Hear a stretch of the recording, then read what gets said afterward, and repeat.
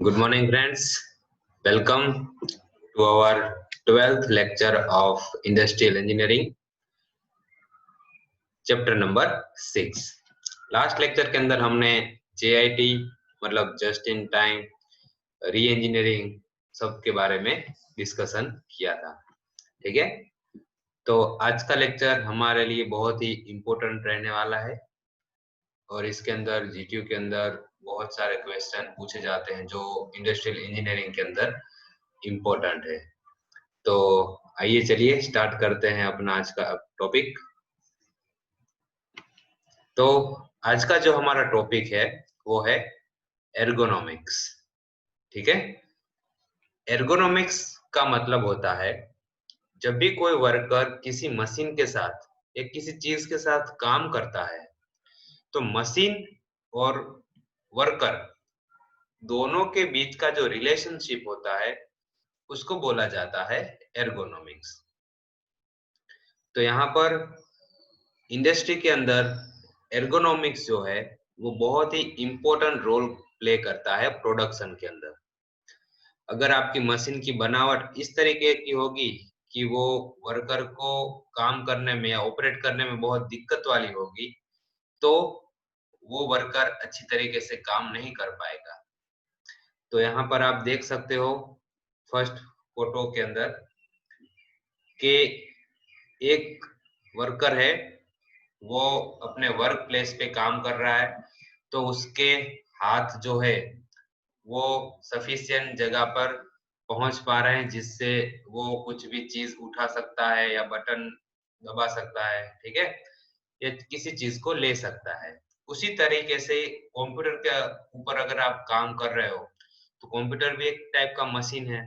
तो आप बैठकर उसके ऊपर काम कर रहे हो तो उसकी हाइट कितनी होनी चाहिए, वो कितने एंगल के ऊपर मुड़ा हुआ चाहिए, आपकी जो देखने की जो स्क्रीन है उसका बीच का डिस्टेंस कितना होना चाहिए आपका और स्क्रीन के बीच का, फिर चेयर की हाइट, फिर चेयर कितने एंगल पे इंक्लाइन होनी चाहिए। तो ये सब जो रिलेशनशिप है मशीन और वर्कर के बीच का उसको बोला जाता है एर्गोनॉमिक्स। तो अगर आप ऐसे खड़े खड़े काम कर रहे हो तो कितनी हाइट पे होना चाहिए, नॉर्मल लोगों की हाइट कितनी होती है। तो relation between machine and worker is called the ergonomics. तो चलिए देखते हैं उसकी डेफिनेशन। માનવ દ્વારા કરવામાં આવતા કાર્ય દરમિયાન તેનો કાર્ય મશીનો, સાધનો વગેરે સાથેના સંબંધ, તેના શારીરિક અને માનસિક શ્રમને અસર કરતા પરિબળો, માનવ અંગના યોગ્ય ઉપયોગો દ્વારા અને બાહ્ય વાતાવરણના કાર્ય પર થતી અસરોનો અભ્યાસ કરતી શાખાને એર્ગોનોમિક્સ કહે છે.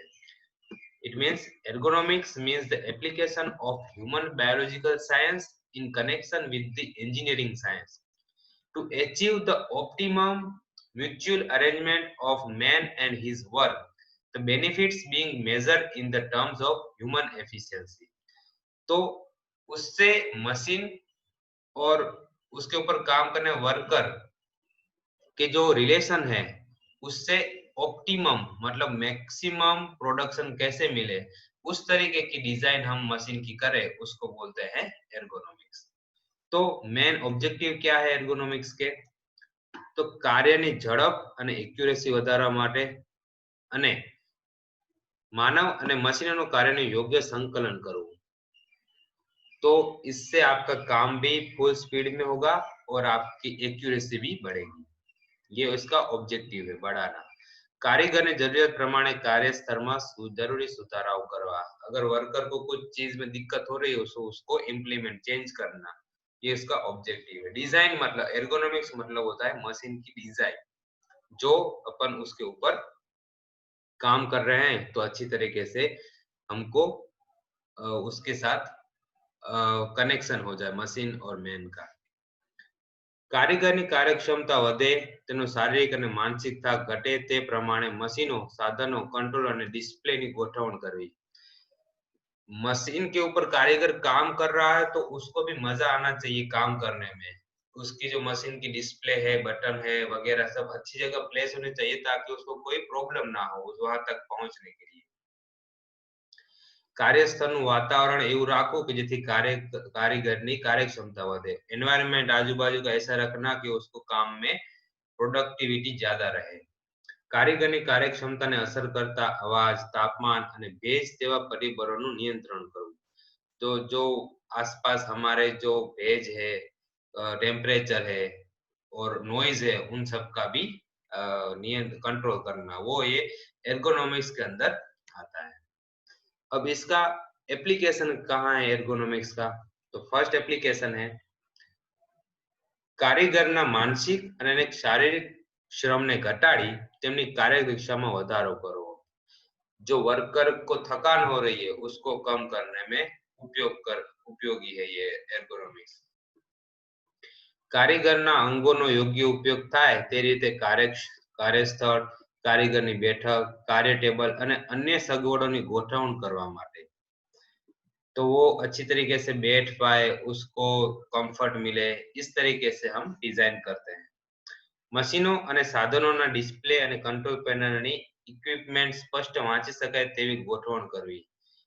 तो जो डिस्प्ले है वो एकदम रीडेबल होना चाहिए, उसके ऊपर जो नंबर हो, तो उससे क्या होता है कि दूर से भी अगर अपन देख रहे हैं तो क्लीन हमको दिखे। કાર્યસ્થળના તાપમાન, અવાજ ને ભેજનું નિયંત્રણ કરવા માટે, કારીગરને લાગતા થાક અને અનુરૂપ રિસેસ टाइम ગોઠવણ કરવા માટે। कारीगर को अगर थकान हो रही तो कितने इंटरवल के बीच में उसको रिसेस देनी चाहिए, वो सब एर्गोनॉमिक्स करता है। औद्योगिक क्षेत्રમાં ઓટોમોબાઈલ્સ, કોમ્પ્યુટર અને ટાઉન પ્લાનિંગમાં બિલ્ડિંગ કન્સ્ટ્રક્શન, ઓફિસ અને બેંકો જેવા ક્ષેત્રોમાં માનવ શ્રમનો ઘટાડો કરવા માટે यहाँ पर जो ह्यूमन एफर्ट और लग रही है उसको कम करने के लिए। ठीक है, तो ये हो गई एर्गोनॉमिक्स की बात। अब आती है एर्गोनॉमिक्स के अंदर अलग अलग ब्रांचेस है, तो उसमें से एक मेन पॉइंट है एंथ्रोपोमेट्री। फिर से बोलता हूं, एंथ्रोपोमेट्री। एंथ्रोपोमेट्री का मतलब होता है कि सभी इंसान का जो साइज है उसका मेजरमेंट लेना। तो उससे क्या होता है कि हम अलग अलग इंसान की हाइट, उसकी लेंथ, उसकी सिटिंग हाइट सब अगर हम मेजर करेंगे तो उस तरीके से हम मशीन को बना पाएंगे। तो यहाँ पर फोटोज के अंदर आप देख पा रहे हो कि जो वर्कर होता है या कोई भी इंसान होता है उसके बॉडी की अलग अलग मेजरमेंट ली जाती है। वो बैठा हुआ होगा तो उसका कितना एंगल है, उसकी नी हाइट कितनी है, उसकी क्लियरेंस कितना है, एल्बो की रेस्ट हाइट कितनी है। ठीक है, तो जो ये मेजरमेंट लेने की जो टेक्निक है, वो जो डेटा है उसको बोला जाता है एंथ्रोपोमेट्री। ठीक है, मानव शरीरना मापने आ एंथ्रोपोमेट्री ध्यान ले छे। કોઈ પણ કાર્ય કરવા માટે વ્યક્તિની શારીરિક તાકાત, વજન અને તેના હલનચલનની સીમા વગેરે અગત્યના પરિબળો છે। જ્યારે વ્યક્તિ ઓફિસમાં બેસીને કાર્ય કરે છે ત્યારે તેની ખુરશીના માપ, ટેબલની ઊંચાઈ, તેની ઊંચાઈને અનુરૂપ રાખવામાં આવે છે। आप देखते हो कि जो टेबल बनती है तो उस टेबल की हाइट कुछ सर्टेन उसकी लिमिट होती है वहां रखते हैं क्योंकि सबको कंफर्टेबल रहे।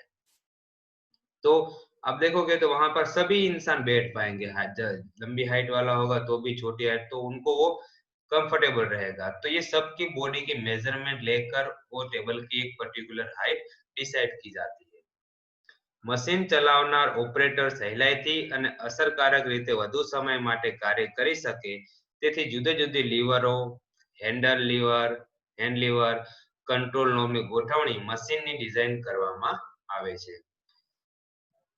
अब दूसरा चीज है, જ્યારે વ્યક્તિ વાહન ચલાવે ત્યારે તે સહેલાઈથી એક્સિલરેટર, ब्रेक અને ક્લચ પેડલો દબાવી શકે તેટલી ઊંચાઈની ड्राइविंग सीट હોય છે।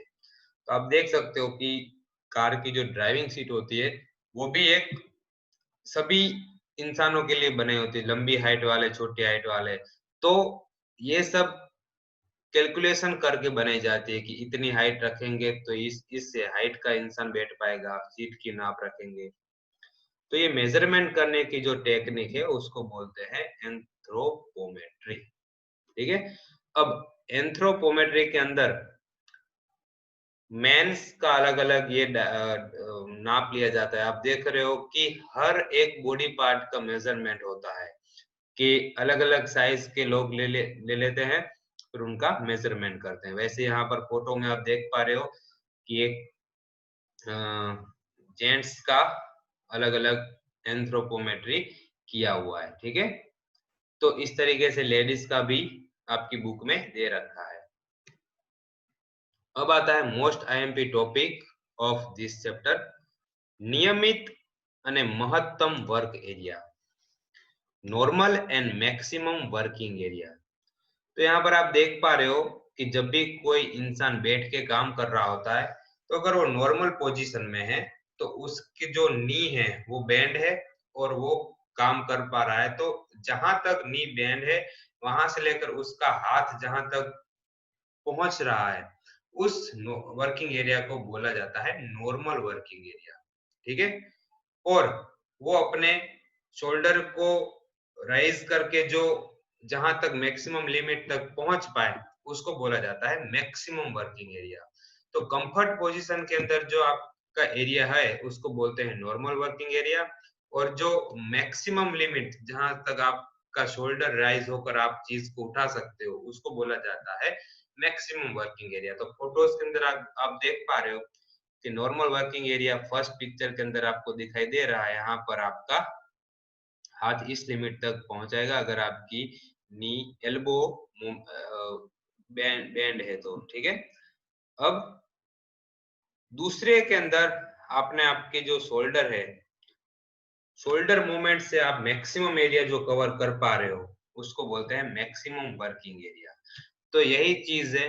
तो इससे क्या होता है कि अगर आपका जो वर्क स्टेशन है, आप टेबल पे बैठ के काम कर रहे हो, जैसे आपको मोबाइल बना रहे हो, ठीक है, या ऐसा कोई काम कर रहे हो, सर रेडियो बना रहे हो, जो इंडस्ट्री की बात कर रहा हूँ, तो आपका जो वर्क प्लेस है उसको इस तरीके से डिजाइन किया जाता है कि आप इजीली रीच कर पाओ और अच्छे से काम करने में आपको कोई दिक्कत ना आए। तो जो कम यूज होती है उस चीजों को दूर रखा जाता है, और जो चीज बहुत सारे बार यूज होती है उसको नॉर्मल वर्किंग एरिया में रखा जाता है, ताकि आपकी जो रीच है वो अच्छे से आप पहुंच के ले लो, और इससे आपके जो काम करने की टेक्निक है उसमें भी इम्प्रूवमेंट आएगी और आप अच्छे से एक्यूरेसी भी आप काम में मिलेगी। ठीक है, अब बात आती है नेक्स्ट टॉपिक की, location to control knob and visual display. के જ્યારે કોઈ પણ વ્યક્તિ મશીન વાહન કે સાધન કે ઔદ્યોગિક પ્લાન્ટમાં કાર્ય કરતો હોય ત્યારે તેને યોગ્ય રીતે ચલાવવા માટે hand lever, knob, push button, pedal, lever, switch વગેરેનો તેનો ઉપયોગ થતો હોય છે। આ બધી કંટ્રોલ સ્થાન ખૂબ જ મહત્વના છે।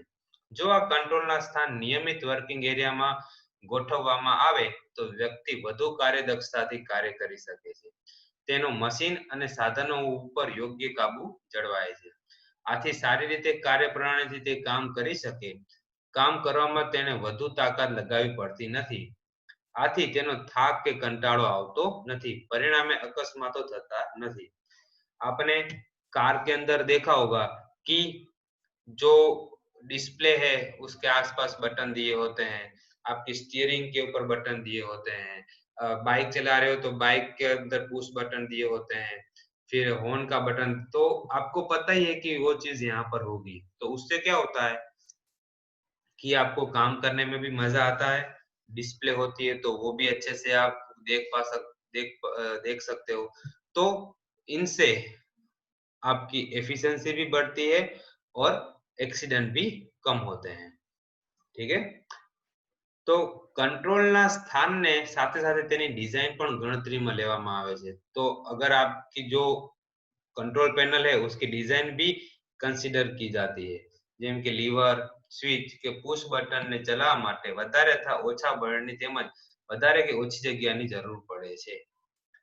तो बटन जो होते हैं उसके ऊपर ज्यादा फोर्स भी नहीं लगाना पड़े और अच्छे से वर्क करे, ऐसा भी ये सब डिजाइन भी ध्यान में रखते हैं। કંટ્રોલના સ્થાનની સાથોસાથ તેનું વિઝ્યુઅલ ડિસ્પ્લે ખૂબ જ અગત્યની છે. કંટ્રોલ નોબ કે લીવરને ચલાવવામાં આવ્યા બાદ તેની અસર તુરંત જ જાણવા મળે તેની વ્યवस्था होवी જોઈએ. आपके जो बटन स्टार्ट हुआ कि नहीं हुआ वो आपको पता कैसे चलेगा? तो वहां पर ऐसा कोई छोटी सी लाइट दे सकते हो आप, तो उससे क्या होता है कि हाँ आपकी मशीन चालू हो गई वो आपको पता चल जाए. આ અસર જાણવા માટે જુદા જુદા ડિસ્પ્લેનો ઉપયોગ થાય છે, જેવા કે dial, pointer, scale, number, light, signal वगैरह वगैरह. ओके, तो इस तरीके से आप अपना जो डिजाइन है डिस्प्ले का वो रख सकते हो. नेक्स्ट पॉइंट है हमारा फटीग इन इंडस्ट्री. इंडस्ट्री के अंदर थकावट. आप देखते हो कि बहुत सारे वर्कर इंडस्ट्री के अंदर थक जाते हैं, तो उसको रोकने के लिए क्या करना चाहिए? तो एर्गोनोमिक्स में फटीग એટલે થકાવટ થાય છે. થકાવટ કહેવાય છે. ફટીગ का मतलब होता है थक जाना. શરીર અને માનસિક એ બે પ્રકારના થાક લાગે છે. થાક લાગવાથી વ્યક્તિ બિન કાર્યરત રહેવાની માત્રા વધે છે. કાર્ય પ્રત્યેની અરુચિ થતા કાર્ય પર તેની સીધી અસર પડે છે. થાક માટે શારીરિક પરિબળો જેવા કે વ્યક્તિનું લોહીનું દબાણ, હૃદયના ધબકારા, બોડીનું ઉષ્ણતામાન, લોહીનું ગ્રુપ, फिर पेशाबમાં ખાંડનું પ્રમાણ વગેરે અસર કરે છે. શારીરિક પરિબળને લીધે ફટીગ હોય તો તેમાં પ્રક્રિયા દરમિયાન થોડો આરામ કરવાથી ફટીગનું પ્રમાણ ઘટે છે. इसलिए कंपनी के अंदर आपको रिसेस दी जाती है कुछ कुछ टाइम इंटरवल के दरमियान. तो थकान होने के मेन रीजन क्या क्या है और उसको कम करने के जो इलाज है वो क्या है? तो फर्स्ट है कार्यस्थળની સ્થિતિમાં સુધારો કરવો. વર્કિંગ એન્વાયરમેન્ટ जो है कंडीशन उसके अंदर फेरफार करना. ઓછા પરિશ્રમે વધુ કાર્યદક્ષ તો આપે તેવા મશીનો, સાધનો અને ટૂલ્સના ડિઝાઇન કરવા. કાર્યને અનુરૂપ શારીરિક ફિટનેસ વાળી વ્યક્તિને કાર્ય માટે પસંદ કરવી. कार्यस्थल पर लाइटिंग, तापमान जरूरत प्रमाणे रखवा. अगर आपका एरिया जो फ्रेश एयर वाला होगा, लाइट अच्छे से आ रही है, नॉइज कम है, तो आपको थकान कम होगी. ठीक है, तो यहाँ पर आज का लेक्चर हम कंप्लीट करते हैं. इसके साथ साथ हमारा ये चैप्टर भी कंप्लीट होता है. नेक्स्ट लेक्चर के अंदर हम अपना नया चैप्टर स्टार्ट करेंगे. ठीक है, थैंक यू फ्रेंड्स.